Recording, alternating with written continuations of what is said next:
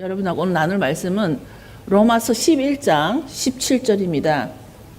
이제 저희가 또 이스라엘 사역 컨퍼런스도 있고 앞으로 또 한우카도 있을 거라서 한우카 설교 준비도 해야 되는데 한우카 하기 전에 이스라엘을 조금 더 다루고 싶어서 먼저 우리가 정녕 계속 이스라엘과 열방의 연합을 하면서 이스라엘을 여러분과 나누고 싶어서 오늘 그 로마서 11장 가장 중요한데 가장 다루지 않았던 말씀이죠. 11장 17절에서 17절에서 20절까지만 읽겠습니다. 11장 17절에서 20절까지만.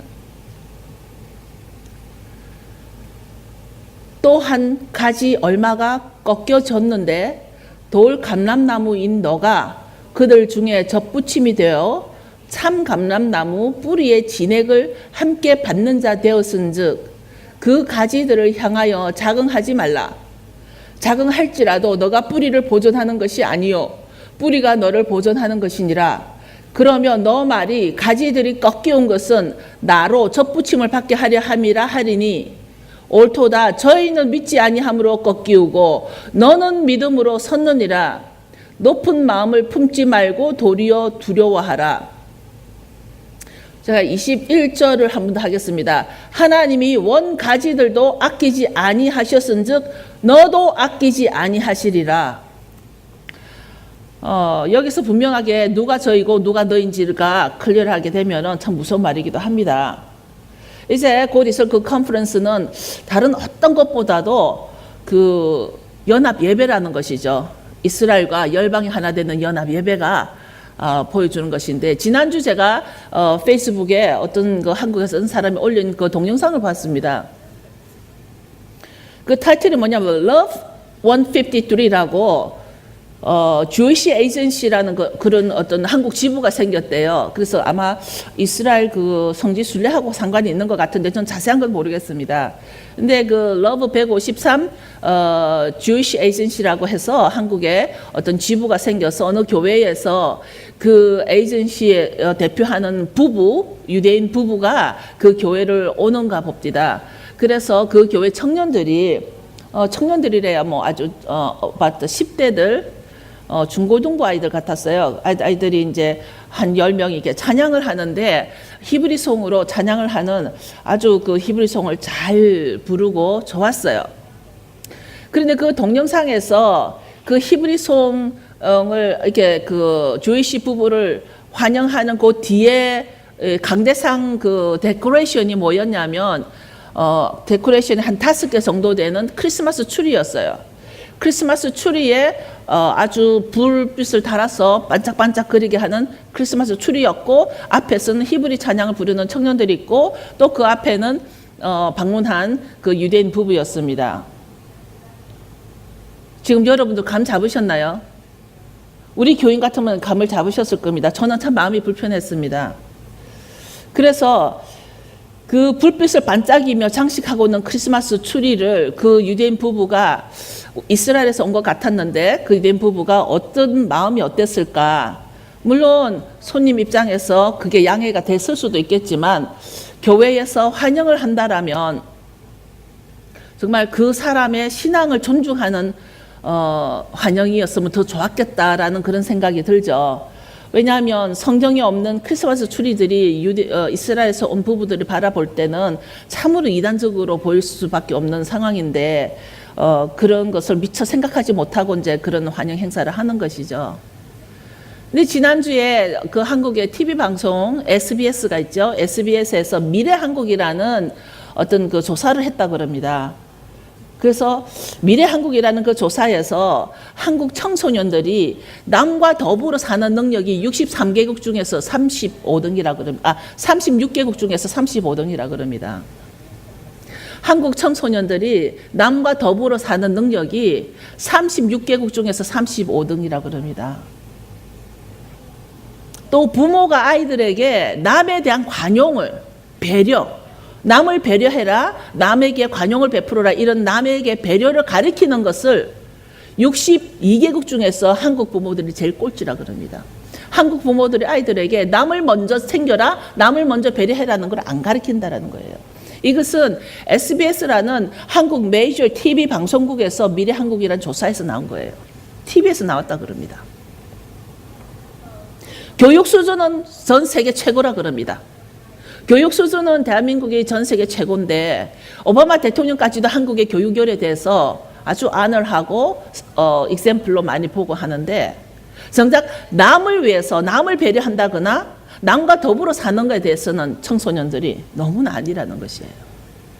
이런 부분에 있어서 이런 걸 보면서 한국에 그래도 아직은 크리스찬들이 많은데 한국에 껴있는 사람들이 많은데 과연 그동안 교회에서 흘러나오는 설교들이 사람들에게 어떤 영향을 미쳤을까? 저도 가끔 정말 이게 설교가 필요한 걸까? 가끔 저도 설교를 하고 싶어지지 않을 때가 많이 있습니다. 제가 개인적으로 겪어본 청년들도 배려가 많이 부족한 듯한 것을 저도 많이 경험을 했고, 아까 말한 대로 그 주이시 에이전트의 환영을 제대로 하려면 이 사람들이 적어도 러브 153이라는 그 어떤 이스라엘의 무슨 어떤 단체 같아요. 그런 것을 한국의 브랜치 오피스를 내기 위해서 그 책임되는 부부를 모시고 교회에서 환영회를 한다면 그 사람들이 거부감이 없도록 크리스마스 트리라든가 그런 것을 좀 내려놓았더라면 더 좋았겠다. 그것이 바로 배려라는 것을. 그것은 어떤 신앙을 바꾸고 안 바꾸고 그게 문제가 아니라 일단 배려 차원이라는 것이죠. 그러니까 우리는 말씀보다는 전통이 더 기본적으로 깔려 있기 때문에 우리 신앙 속에서 그런 그 전통이 깔려 있어서 우리는 많은 싸움을 하고 있는데 아까 말씀드린 대로 정말 우리의 그 신앙인의 싸움은 어떤 신앙인이든지 주권 싸움이라는 거, 주권 싸움. 뭐 정당과 정당 간에 누가 대통령이 될 건가 치열하게 싸우는 거, 선거 싸움 그런 것보다도 더 치열한 싸움이 내 속에서 누가 내 주인인가 이런 주권 싸움으로 우리는 신앙인의 생활을 해 나가는 것 같아요. 그러니까 옛날에 동화 중에 우리 아이들이 어렸을 때 많이 해주는 얘기 중에 사람에게는 흰 개가 있고 까만 개가 있는데 까만 개하고 흰 개하고 항상 싸워. 그래서 흰 개가 이기면 너가 착한 일을 하고 까만 개가 이기면 너가 나쁜 일을 하게 돼. 이런 거를 아이들에게 가르쳤습니다. 그렇죠? 그런데 그것을 생각해 보면 그럼 그 아이들이 항상 그럼 어떻게 하면 흰 개가 이길까요? 묻죠. 어떻게 하면 흰 개가 이길까요? 늘. 내가 흰 개가 좋아하는 밥을 주면 흰 개가 힘이 세서 이길 것이고 내가 까만 개가 좋아하는 음식을 주면 까만 개가 힘이 세서 까만 개가 늘 이길 거라는 것이죠. 내가 내 마음속에 어떤 밥을 주는가에 따라서 내 마음속에 흰 개가 이길 수도 있고 까만 개가 이길 수도 있다는 거죠. 나에게 달려있다는 것이죠. 힘이 센 건 밥을 많이 먹는 개가 힘이 세겠죠. 이제 우리가 좀 있으면 한우카도 있고 또 이스라엘에 대해서 또 컨퍼런스도 있게 해서 이스라엘에 대해서 조금 나누기를 원하면서 아주 큰 그림을 짧은 시간 자세는 못하지만 큰 그림을 보면 이스라엘은 역사적으로 본래 이스라엘 역사는 BC 1800년경부터 아브라함을 시작해서 역사가 시작이 돼요. 우리가 기록된 역사는 아브라함으로부터 시작이 되는데 그 제일 처음에 우리 이스라엘이 공격을 받아서 패망한 것은 아수르 공격이었습니다. 그러니까 아수르가 이제 이 공격을 해서 이제 통치하고 난 뒤에 아수르 그 다음에는 이제 바빌론에 당하고 이스라엘이 바빌론에 이제 점령을 당하게 되죠. 바빌론 점령 당하고 난 뒤에 그 다음에는 어디에 당하죠? 페르시아에 당합니다. 지금 이란이 되겠죠. 페르시아 제국에 이스라엘은 또 당합니다. 그러니까 페르시아가 당하고 나니까 그 다음에 페르시아 전에 바빌론에 당합니다. 바빌론 당하고 그 다음에 페르시아 당하고 페르시아 다음에 어느 나라에 또 당하죠? 그리스에 당합니다. 헬라 제국에 또 당합니다. 그러니까 헬라 제국에 당하고 난 뒤에 그 다음에 당하는 데가 어디죠? 로마 제국에 당하죠. 그러니까 예수님이 이 땅에 오실 때는 이미 로마가 이스라엘을 통치하고 있는 과정이었습니다. 근데 로마에 당하고 그 뒤로도 계속 주님 오시고 난 뒤에도 계속 로마가 통치하다가 그 다음에는 또 비잔틴 문화가 비잔틴 정책이 이스라엘을 또 지배하게 됩니다. 비잔틴이 AD 324년에서 640년까지 비잔틴이 또 이스라엘을 점령합니다. 지금 이스라엘 역사를 굵게 이렇게 툭툭툭 보면은 전부 다 침략당한 역사만 쭉쭉 나오게 되는 것이죠. 그러니까 비잔틴 다음에는 그 다음에 또는 아랍들이나 또는 이슬람들이 AD 638년부터 1099년까지 1099년까지 또 이스라엘을 또 점령을 합니다. 이제 그 다음에 1099년이 하면은 여러분 너무나 잘 알고 있는 이 그 이슬람들을 퇴치하기 위해서 들고 일어난 전쟁이 십자군 전쟁이죠. 1099년에는 십자군 전쟁이 그 이슬람을 격퇴하기 위해서 나와가지고는 누구를 지금 공격하냐면은 유대인들을 이스라엘을 또 점령을 해가지고 이스라엘을 또 패망시킵니다. 이제 그 1099년 십자군 전쟁 그 다음에는 누가 하냐면 맘루크 시대입니다. 이 맘루크 시대는 1291년부터 언제까지 오냐면 1500년대까지 옵니다. 1517년. 벌써 우리가 숫자 개념으로 1500년 하면 아주 근래에 그렇게 멀지 않은 그런 때인 것 같은데 1517년까지 맘루크가 이스라엘을 점령합니다. 그러면 1500년대 하면 여러분 뭐가 기억이 납니까?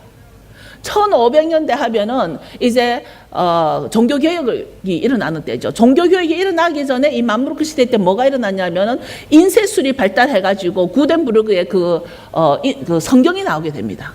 성경이 퍼지기 시작하면서 이제 마틴 루터의 종교개혁이 일어나게 되고 그러면서 이제 맘루크 시대도 막을 내립니다. 그러고서는 오스만 제국.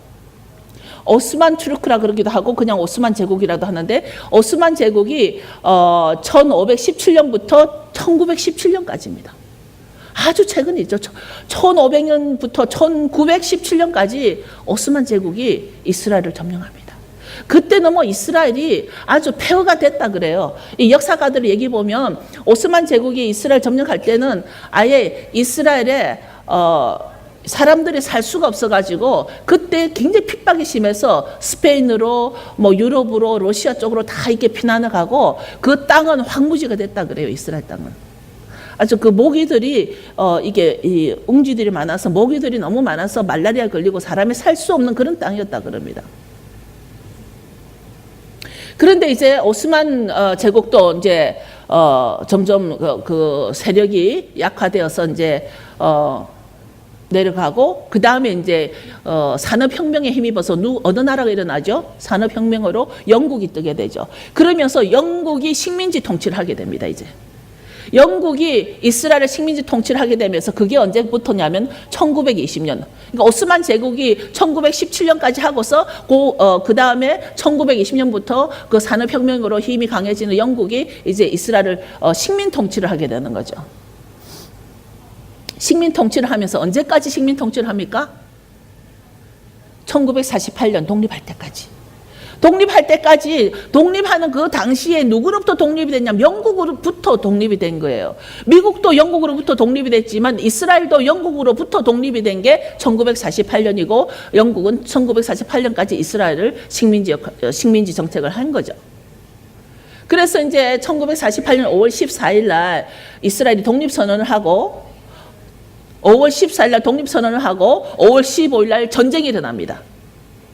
아랍에서 5개국이 침공해가지고 그것이 제1차 중동전쟁이 되는 거죠. 그러면서 그 1948년 5월 14일 날 독립하고 5월 15일 날 바로 전쟁이 일어나게 되고 그 다음에 10년도 안 되는 56년에 10월에 시나이 전쟁, 제2차 중동전쟁이 또 일어납니다. 독립을 했는데. 아주 그 조그만 나라에서.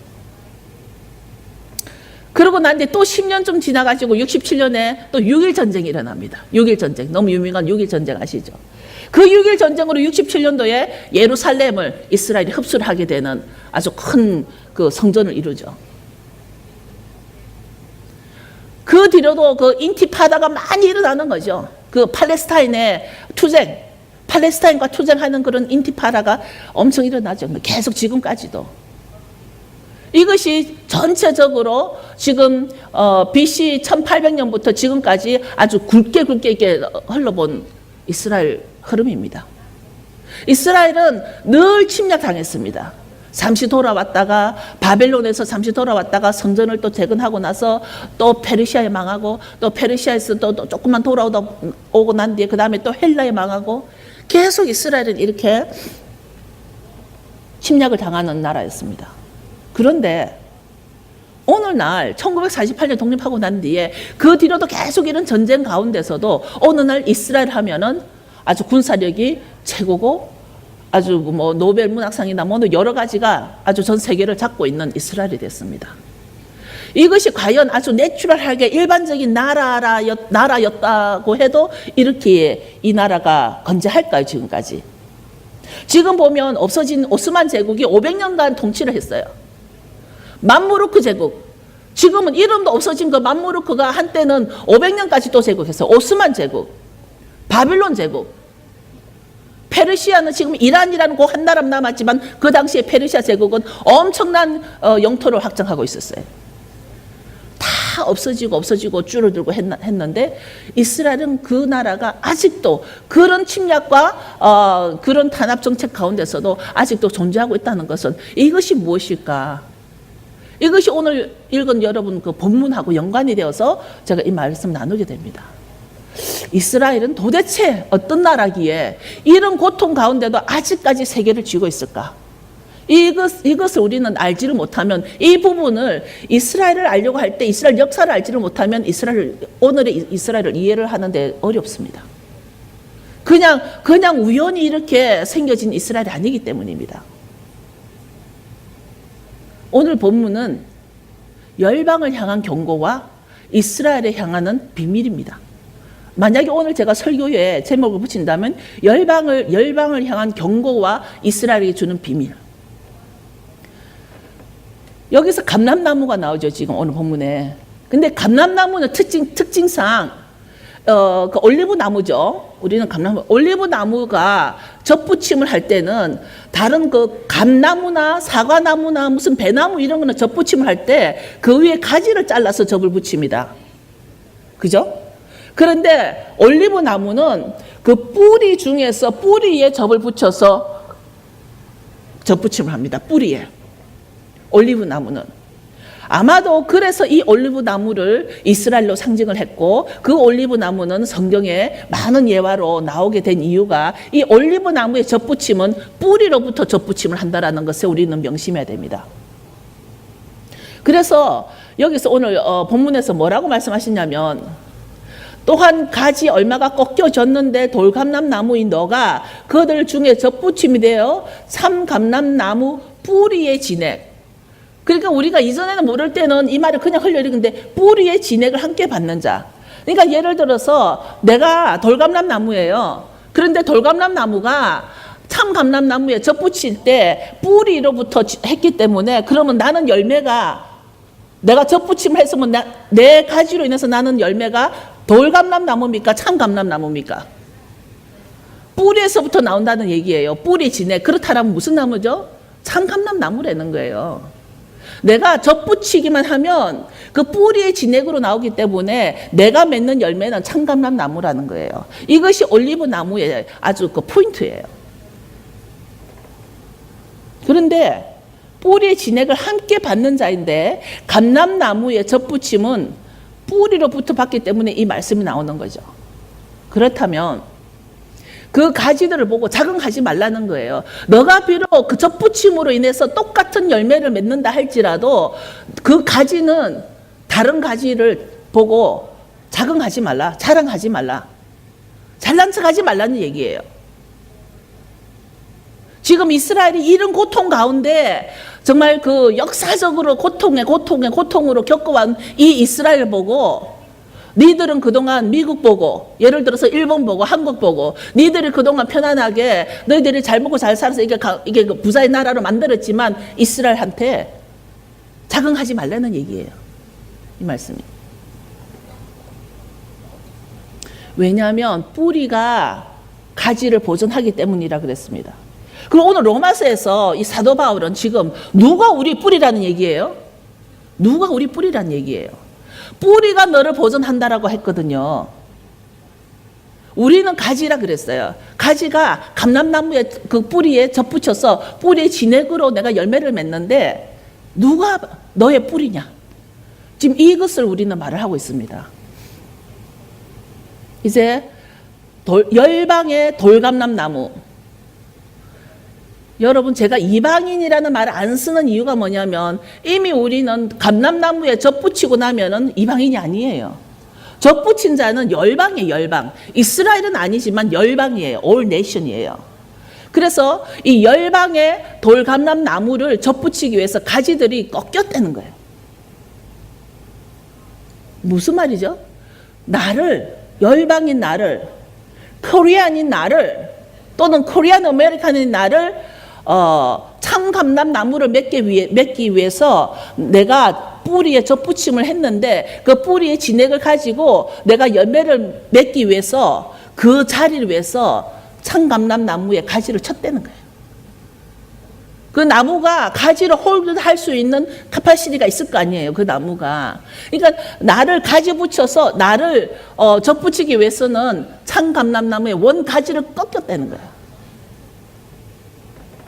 그렇기 때문에 열방의 돌감람나무를 접붙이기 위해서 가지들이 꺾였으므로 너희는 높은 마음을 품지 말라는 거예요. 내가 비록 그 참감람나무를 참감람 열매를 맺는다 할지라도 높은 마음을 품지 말라는 거예요. 만약에 그 나무 가지가 꺾이지 않았더라면 내가 그 자리에 접붙임을 받을 수가 없다는 얘기예요. 저희는 믿지 않음으로 꺾이고 너는 믿음으로 섰느니라. 누가 저희죠? 저희가 누구? 너희는 누구냐는 거예요. 여기서 저희는 이스라엘을 예수와 하마시약을 믿지 않은 예수님이 메시아신 것을 믿지 않았던 것을 저희라고 표현했습니다. 여기서. 너희는 누구냐고요? 이방인이 아니에요. 열방인들이에요. 이방인은 아예 접붙임도 안 하고 예수를 모르고 떠나간 자들. 그러나 우리는 이스라엘은 아니지만 예수를 접붙임으로 그 열매를 맺을 수 있는 자는 열방인들이에요. all nation들이에요. 그러니까 너희는 우리들 보고 하는 얘기예요. 그러니까 너희들을 믿었기 때문에 너희들은 섰다. 그 가지에 섰다. 그 나무에. 그런데 하나님 아버지의 마음을 보면 너무 잘 설명되어 있는 게 로마서 11장 11절을 보면 11장 11절에 그러므로 내가 말하노니 저희가 넘어지기까지 실족하였느냐? 그럴 수 없느니라. 저희의 넘어짐으로 구원이 이방인에게 이르러 이스라엘로 시기나게 함이니라. 이제 오늘 사도 바울은 뭐라냐면 너희들이 생각하는 것만큼 이스라엘이 꺾일 만큼 그렇게 실족했느냐? 이스라엘이 그 가지가 꺾어질 만큼 그렇게 죄를 잘못했느냐? 이 말이에요. 아니라는 얘기예요. 결론은 저희들이 지금은 예수를 메시아로 믿지 않아서 가지가 꺾여졌지만 저희들이 그럴 만큼 넘어지기까지 그렇게 실족한 건 아니다. 그럴 수 없다. 이유가 있다는 거죠. 바로 예수를 믿지 않았던 이스라엘이 아닌 열방인 너희들이 구원을 받게 하기 위해서 시기나게 하기 위해서. 제가 이걸 하면서 아이들이 기억이 났어요. 아이들 어렸을 때 밥을 막 안 먹으려고 그러죠. 그러면 엄마들이 어떻게 해요? 다른 아이한테 밥을 먹이는 척 하죠. 우리 아이들이 밥맛이 없어서 밥을 안 먹으려고 할 때 우리는 다른 아이에게 막 주는 척을 하면 이 아이가 자기도 안 먹으려고 하면서 시기가 나서 이 밥을 먹는 거예요. 그게 부모들이 그렇게 하잖아요. 저번에 우리 시연이를 보니까 시연이가 자기 엄마가 그때 진리를 안 왔던지 누굴 안 하니까 제가 시기가 나서 막 못 앉게 해. 자기 엄마가 다른 아이를. 그거 똑같은 거예요. 하나님이 그런 부모의 마음을 가진 거예요. 이스라엘이 자기들이 이 사람들이 마음이 곱고 아주 마음이 딱딱하고 목이 곧은 백성이라 아주 예수를 메시아로 믿지를 않기 때문에 이방인들이 더 구원의 문을 열어놓기 위해서 잠시 동안 가지가 꺾인 거예요. 잠시 동안. 열방의 구원을 이루기 위해서 그것을 이스라엘로 시기나게 하기 위함이라. 근데 너무나 많은 사람들이 아직까지도 이 로마서 11장의 말씀을 자꾸만 신학적으로 뒤집고 엎고, 이게 그 감람나무가 어찌 생겼고 돌감람나무가 어쩌고, 돌감람나무 자체에 너무 집중을 가리키면서 본질은 그냥 휙 넘어가 버려. 본질은 그냥 휙 넘어가 버려. 여기에서 아버지의 마음이 무슨 마음인가를 우리는 알아야 되는데, 나무에 지금 우리는 집중할 필요가 아니라 아버지의 그 마음은 이스라엘도 버리지 않고 이방인도 버리지 않는 그 아버지의 마음이 있단 말이에요. 이방인도 구원하고 또 이스라엘도 구원하겠다는 그 큰아들과 두 아들을 다 같이 한 집에 키우고 싶은 그 아버지 마음을 붙잡아야 되는데, 많은 경우 이 감람나무 자체에 뭐 이거에 더 집중하면서 본질을 지나가 버릴 수가 있다는 거예요. 로마서 11장 25절을 봅시다. 11장 25절에 형제들아 너희가 스스로 지혜 있다 함을 명키 위하여 이 비밀을 너희가 모르기를 내가 원치 아니하노니, 이 비밀은 이방인의 충만한 수가 들어오기까지 이스라엘의 덜어는 완악하게 된 것이라. 제가 아까는 11절에는 보면 이방인에게 자만하지 마라, 자긍하지 마라, 높은 맘 품지 마라 경고를 주셔요. 하느님이 너희들이 비록 구원은 얻었지만 이스라엘이 그 가지가 꺾어져서 그 자리에 스페이스를 만들어줬기 때문에 너희들이 그 자리에 들어올 수 있어서 너희들이 구원은 받았지만 높은 마음 품지 마라 하고 이방인에게는 경고를 주시고, 지금 이 25절에는 유대인들에게 비밀을 살짝 풀어줍니다. 하나님 지금 유대인들에게는 비밀을 풀어줍니다. 뭐냐면 너희들이 그래 고난을 받았다, 너희들 고생했다, 너희들 힘들었다. 그런데 너희들이 이 비밀을 너희가 모르기를 내가 원치 않는다. 너희들이 이 비밀을 좀 알아라. 내가 이 비밀은 이방인의 충만한 수가 들어오기까지만 너희들이 완악하게 된 것이다. 희망의 메시지를 주는 거지. 유대인들에게 희망의 메시지를. 그런데 이 아버지 이 비밀을 주는 그 마음을 모르는 유대인도 바보 병신이고, 또 우리 열방인들 가운데는 아주 대체 신학이라 그래가지고 이 아버지의 마음을 모르고 이스라엘을 완전히 빼버린 그 신학도 바보 병신이고, 하나님은 이스라엘 보고는 내가 너희들에게 비밀을 말해주겠다.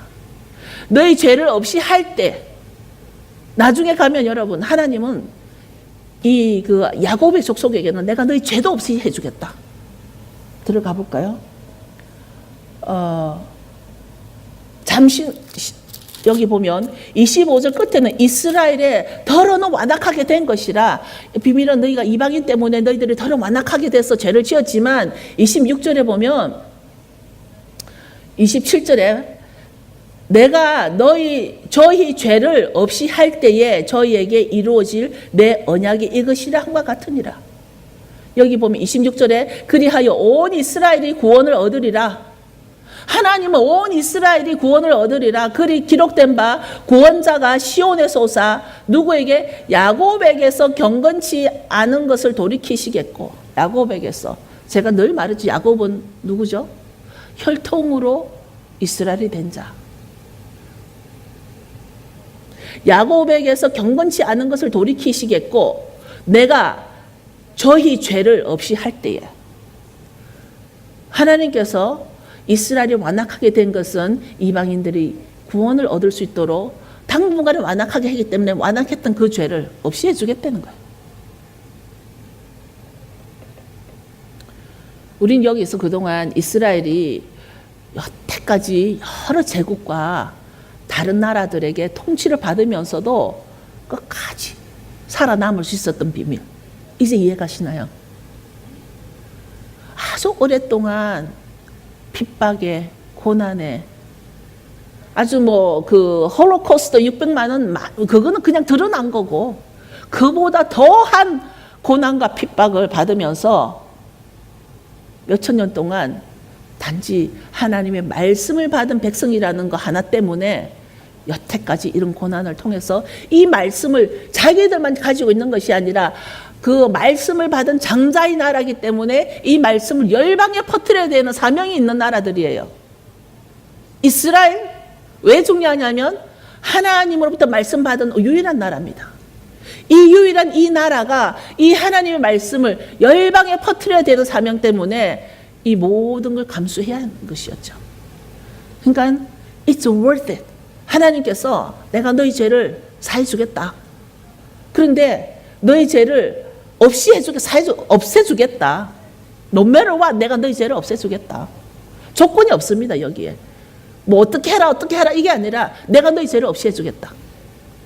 이게 야곱의 후손에게 주는 언약이라고 그랬습니다. 언약.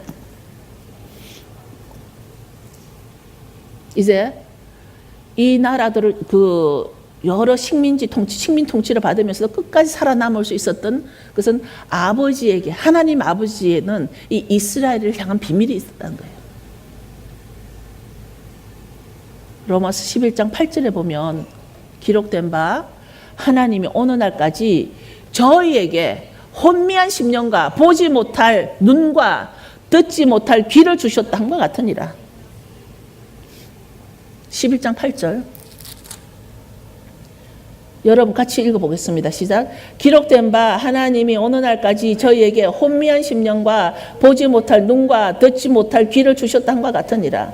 여기에서 이 혼미한 심령이라는 말이 그냥 우리 어떤 혼미한 심령이라냐면 뭔가 한 대 아주 세게 맞고 난 뒤에 정신없이 몽롱하게 있는 상태를 말한다는 거예요. 제가 컴플릿 주이시 바이블을 보니까 이 혼미한 상태라는 것은 그냥 미지근하게 이렇게 가만히 있어도 이렇게 하는 게 아니라 뭔가 어떤 강한 타격을 받아가지고 정신없이 잠시 동안 이렇게 혼미해 있는 몽롱한 상태, 아주 망치 한 대 얻어맞은 것 같은 그런 상태를 설명하고 있다는 거예요. 이제 우리가 메시아닉이 혼미한 심령으로 아직도 예슈와 하마시약을 모르는 이스라엘에게 예슈아가 메시아이시고 오실 왕이라는 것을 이제 누가 전해야 되면 우리가 전해야 되는 거예요. 저는 요즘 교회 이름에 대해서 원유맨에 대해서 구태여 우리가 한세사랑 교회라고 하는 것보다 그냥 원유맨으로 가는 것이 더 어떤 미닝이 있겠다. 그러니까 한국에서 이제 번역에 따라서 원유맨을 세한 사람으로 번역해서 쓰는 사람도 있고 한세 사람으로 쓰는 사람도 있는데 그냥 이 원유맨 교회가 해야 할 일이 뭐냐면 하나님의 말씀과 예시와 하마시약을 이스라엘과 열방에 다 전파해야 되는 거예요. 우리는 어떤 그 열방으로만 나가는 게 아니에요. 열방으로만 나가는 것이 신앙이 아니에요. 지금 아버지의 마음은 우리가 오늘 로마서 11장 통해서 본 것 같이 이스라엘에게도 이제는 우리가 이방인이었던 우리가 이제 열방이 되어서 열방인으로서는 이스라엘에게 우리는 복음을 전해야 되는 거예요. 이스라엘의 복음을 전하는 자가 되어야 되는 거예요. 우리가 원유맨으로서. 그게 바로 원유맨이에요. 이스라엘과 열방에 전파하기 위해서 우리가 지금 이렇게 훈련을 하고 있고 또 알아야 하기 때문에 우리 여기는 훈련센터예요. 지난주에 우리 그 주라가 와서 이렇게 우리 교인들을 보고는 목사님 이 교회는 끼어 들어갈 자리가 없어요. 사람들이 전부 다 아주 군사들 같이 이렇게 딱 이렇게 딱 자기들끼리 단합이 잘 돼 있어가지고 다른 사람이 끼어 들어올 자리가 없어요. 그래서 그렇지 않다라고 설명을 했지만 남들이 볼 때는 우리 교인들이 다 대단하게 기세게 보이는 거예요. 아주 덧세게 보이는 거죠. 근데 저는 덧센 사람 너무 좋아요. 왜냐하면 신부라고 해서 언제 하얀 웨딩드레스 입고 꽃 들고 앉아가지고 어떻게 싸우냐고. 흰 드레스 입고 꽃 들고서 어떻게 싸우냐고. 하나님이 부르는 군사는, 하나님이 부르는 용사는 꽃을 드는 게 아니라 총을 들어야 되잖아요. 군인은 총을 들어야 되잖아요. 이제 우리는 여기가 훈련센터이고 그 사도 바울이 말했던 그 복음, 이 복음은 바로 말씀과 예시와 하마시약이라는 거예요. 이스라엘 사람들에게는 예시와 하마시약, 예수님이 메시아야, 예수님이 오실 왕이야를 가르쳐야 될 것이고 우리 열방 사람들에게는 아직도 대체 신학이 요즘은 잘 모르겠지만 아직도 이스라엘에 대해서 부정적이고 이스라엘은 하나님이 버림받아서 없어진 나라고 하나님이 버린 나라고 이렇게 가리키는 사람들에게 말씀을 다시 회복시켜야 되는 것이 원유맨이 해야 할 일이에요. 이 중간에 센터야, 우리가 센터에 서서 유대인에게도 열방에게도 우리는 다 퍼져나가야 돼요. 이제 우리는 이 복음을 말씀과 예슈와 하마시약을 성경에 나오는 저희와 너희에게 즉 열방과 이스라엘에게 다 전해야 되는데 구태여 교회로 데려오려고 하지 마시고 멀리 있는 사람에게도 요즘 이 SNS로 폰 시스템이 얼마나 발달이 돼 있어요. 멀리 있는 사람이거나 가까이 있는 사람이거나 이제는 우리는 전파해야 된다는 거예요. 복음 전파를 하지 않고서는 우리가 아무리 예배를 드려도 여기서 드려도 내가 복음 전파하지 않고서는 주님 앞에 내가 가서 내 사명을 감당하지 못한 거예요. 너무 예배가 최고라고 생각하시면 전도가 최고입니다. 근데 그 전도가 내 교인 불리기 위한 것이 아니라 메시지 전해서 말씀과 예슈와 하마시아가 전 세계로 퍼져나가는 것이 복음 전도입니다. 이제 가까이 있는 자에게는 교회를 와서 같이 훈련 받으면 좋죠. 가까이 있는 자에게도 시간을 아끼지 말아야 할 것이며 멀리 있는 자에게도 시간을 아끼지 말아서 이 복음이 전파되어서 나가야 된다는 거예요. 우리가 어찌해서 이 뿌리의 진액을 먹고 사는 자들인지, 우리가 나만 기름 부음 안에 있고 나만 예배 드리는 것은 나를 위한 것이지 열방을 위한 것도 아니고 하나님 나라 킹덤을 위한 것이 아니에요. 많은 사람들이 혼동하는 게 그냥 나 혼자 와서 나만 곱게 예배 드리고 나만 잘하고 나만 기름 부음 받고 하면 그걸로 다 됐다고 하는 신앙인들이 되게 많겠죠. 많이 있겠죠. 그런데 킹덤은 그게 아니에요. 킹덤을 유지하기 위해서 군사가 필요한 거예요. 어느 나라든 군사가 필요하듯이 하나님의 나라 킹덤도 군사가 필요합니다. 예수님도 우리 이 땅에 하늘나라를 전파하러 오신 거예요. 하늘나라의 복음을 전파하러 오신 거예요. 그것이 복음 전파인데 우리는 예배가 목적이 아니라 우리가 살고 있는 이 달라스가 얼마나 좋은 환경인지 몰라요. 유대인들 얼마나 많아요. 또 열방인들 얼마나 많아요. 우리 금요일날 보면은 정말 이 교회야말로 얼마나 열방이 모인 교회지 않습니까? 지난주에 땡스기빙 날 우리 자시아 전도사님 보셨지만 유대인 할아버지가 너무 제 기도를 받고 싶어 하는 거예요. 그 전주에도 기도를 해달라 그런 거 제가 바빠서 안 해줬더니 삐졌어요. 그래서 그날 땡스기빙 날인데도 알았다고 기도해주겠다 그래서 자시아 전도사님 좀 같이 와서 중보해달라 그러고서 기도를 합니다. 그런데 이 기도가 달라요. 이 유대인들에게 기도를 할 때는 그 기름 부음이 달라요. 기도를 딱 하면 이 할아버지한테 그냥 정말 그 어노인팅의 기름 부음이 쑥쑥 들어가는 거예요. 그러니까 이 할아버지가 금요일 날도 와가지고 네가 기도해주고 난 뒤에 자기가 많이 나았다고. 지금 암이 걸려 있거든요. 많이 좋아지고 너무 좋다고. 그렇게 기도를 좋아하는 거예요. 그것이 바로 우리가 유대인들에게 해주는 복음이에요. 그런데 그 기도를 할 때 우리 자시아 전도사님 들었을 거예요. 예수님의 보혈로 치유는 예수님의 보혈밖에 없으니까 이 할아버지가 orthodox도 갔다가 메시아닉에도 왔다 갔다 해요. 그렇다 할지라도 기도를 할 때는 예수와 하마시약을 선포하고 이 할아버지에게 예수님의 보혈로 덮고 그 기도를 계속 해주는 거예요.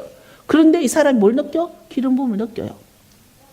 이게 우리가 훈련을 통해서 해야 될 일이에요. 파워.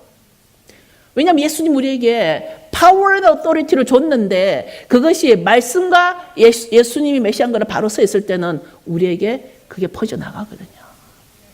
그런데 여러분 그 기름 부음, 그 많은 예배 어디다 써먹으려고?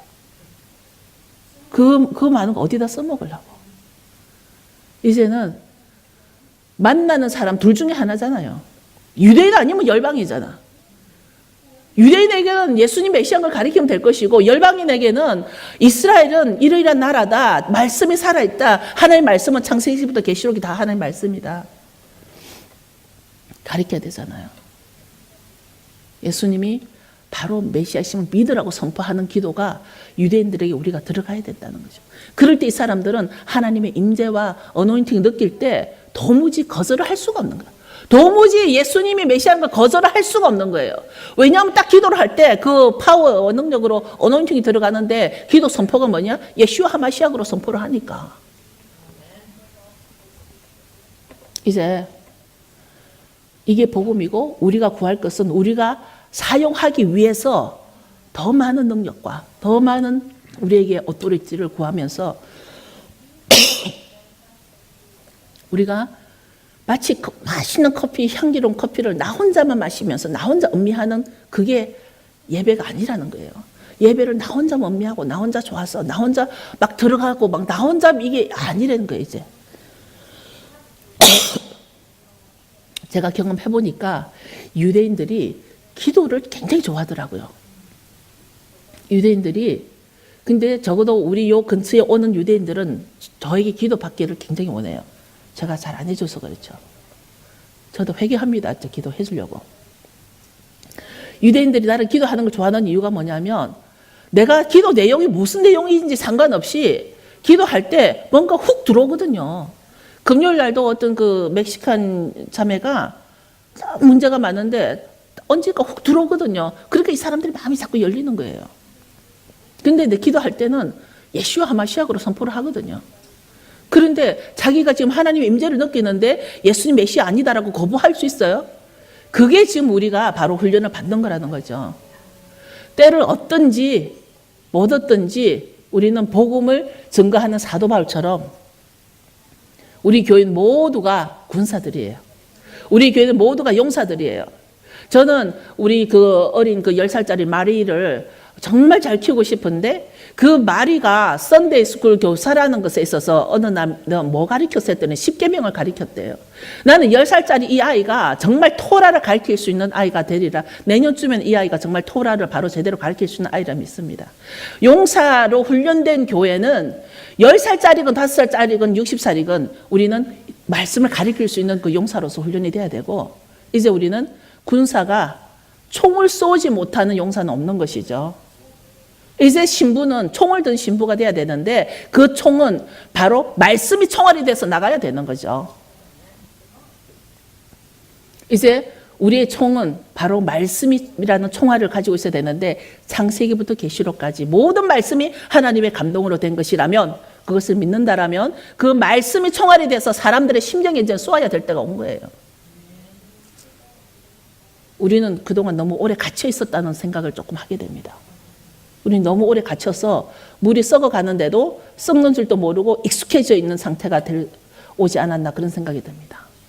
이제 우리가 군사로 훈련을 받았다 할지라도 만약에 총을 쏘지 못하면 내가 총을 쏘지 못하면 적의 총에 내가 죽는 거예요. 전쟁은 그거예요. 지금 얼마나 지금 한국에 전쟁설이 많이 일어나죠. 이스라엘 전쟁이 일어나죠. 시리아 전쟁이죠. 지금 막 전쟁인데 전쟁 중에 전쟁이 지금 공중문세 잡은 자의 영적 전쟁이에요. 우리도 지금 영적 전쟁을 하고 있는 과정이에요. 근데 내가 지금 내가 가지고 있는 총으로 말씀의 총알을 쏘지 못하면 적은 나를 쏜단 말이에요. 혼미하게 미혹되게 적은 미혹으로 우리에게 쏜단 말이에요. 근데 내가 먼저 내가 말씀으로 정말 하나님의 살아있는 그 감동으로 내가 쏘게 되면은 나는 적어도 총을 맞지 않는 거죠. 총을 쏘냐, 총을 맞느냐, 말씀으로 총을 쏘냐, 저쪽에서 나에게 미혹의 총을 쏘냐. 그래가지고 헬렐레 헷갈려가지고 WCC니 뭐니, 뭐 사랑과 평화라 그래가지고 뭐 종교통합이나 하고, 그거 다 총 맞은 사람들이야. 적의 총에 맞은 사람들이 헛소리 하고 있는 거예요. 적의 총에 맞은 사람들이 종교통합이라 그러고 세계통합이라 그러고 뭐 WCC라 그러고 동성결혼을 허용한다 그러고 쓸데없는 얘기들 하는 그 사람들 다 총 맞은 자들이야. 적의 총에. 그 총 맞은 자들이 대체 신학으로 이스라엘은 없어졌다 그러고 이스라엘이 교회를 대체했다 그러면 교회를 제대로나 키우든지 교회 안에 죄다 물질주의만 가지고 들어와 가지고는 교회를 힘도 없고 나약한 교회를 만들어 놓고서 이스라엘도 없애버리고 교회도 바로 세우지도 못하고 신학의 그 불순물들이 지금 그런 상태가 지금 오늘 우리에게 왔단 말이에요.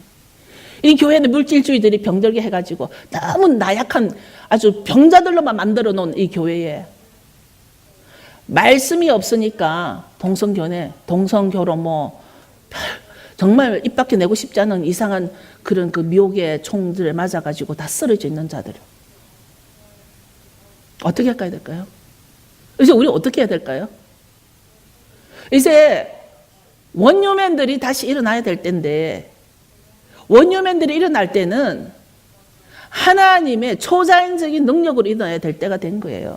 이제는 우리가 뭐 내 힘과 능력으로 막 무릎 꿇고 그냥 괌치러서 기도한다고 될 일도 아니고, 이제는 내가 많은 지식을 가지고 성경을 통독했다고 나 혼자서 그 성경을 줄줄 외운다고 될 일도 아니고, 이제는 내한테서 총알같이 나가야 된다니까. 나한테서 말씀이 총알같이 나가서 그 사람들의 그 심령을 말씀으로 쪼개야 된다니까. 총을 쏘지 못하면 어떻게 된다고요? 내가 맞아 죽는다고. 내가 미혹된다고. 앞으로 세상은 더 험한 미혹이 나올 거예요. 저기 로마 교황청으로부터 더 엄청난 미혹들이 나올 때에 내가 먼저 쏴야 돼. 진리의 말씀을. 반주해 주시고요. 이제 각자 우리 부르심이 뭘까요? 너무나 설교 내용이 뭐 총소리가 나오고 뭐 총알 소리가 나와서 과격한 것 같지만, 저는 정말 현실은, 우리에게 주어지는 현실은 이보다 더 과격한 사건이 일어난단 말이에요. 맨날 그냥 그 미지근하게, 뜨겁지도 않고 차갑지도 않고 미지근하게 앉아있다가 언제 여러분들 다 죽어요. 너무 악해요. 지금 때가 너무 악하고요. 지금 전쟁 중에 전쟁은, 이미 공중권세에서는 전쟁이 일어나고 있는 이때에 아직까지 우리는 무슨 관상기도, 호흡기도, 무슨 기도하고 골방에 앉아가지고 아직까지 이러고 있을 거예요. 내가 미혹의 총을 맞기 전에 정말 신부는 용사예요. 이 용사는 총을 조준할 줄 알아야 돼요. 할 목사님 저에게 총만 주고 총알은 안 줬는데요. 상관없어요. 저는 말씀으로 총알을 이제 쏠 거예요.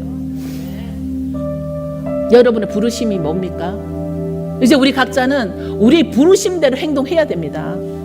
여러분 다 일어서십시오. 여러분 부르심이 뭡니까? 이제 골방에 앉아서 나 혼자서 막 어노인팅에 막 넘어가고 나 혼자 이럴 때가 아니란 말이에요. 그 기름 부으심 없어도 돼요. 실체가 되어야 된단 말이에요. 예수님은 실체로 우리에게 오셨는데 우리는 맨날 허상만 붙잡고 있단 말이에요. 지금 실체이신 예수님이 우리에게 직접 오셨어. 바로 내가 하나님의 아들 예수라고 실체를 보여주신 것 같이, 이제 우리는 그 말씀이신 예수님을, 그 말씀이 실체가 돼서 정말 우리에게서 이제 밖으로 나가서 내가 살기 위해서 내가 먼저 총을 쏘아야 된다라는 거. 이스라엘 무술 중에서는 적이 나를 죽이기 전에 내가 먼저 적을 죽이는 것이 첫째 룰이라 그럽니다. 그것이 우리에게도 적용돼야 합니다. 내가 살려면 저 사람이 적이라 그러면, 판단이 되면 저 사람을 죽여야 돼요. 우리는 말씀으로 그런 사람을 죽일 수 있어야 됩니다. 그래야 미혹이 나와 내 가정에 오지 않습니다. 우리 젊은 자녀들이 얼마나 미혹에 빠져 있는지 몰라요. 젊은 자녀들이 얼마나 미혹에 이렇게 살아도 되고 저렇게 살아도 되고 저것도 좋게 보이고 이것도 좋게 보이고 분별력이 없이 살아요. 이미 미혹에 총 맞아가지고. 왜냐하면 교회에서 진리된 말씀을 안 가르쳤으니까. 여러분이 기도해야 됩니다. 회개해야 할 것 같습니다. 우리 자녀들에게 잘못 가르치고 자녀들에게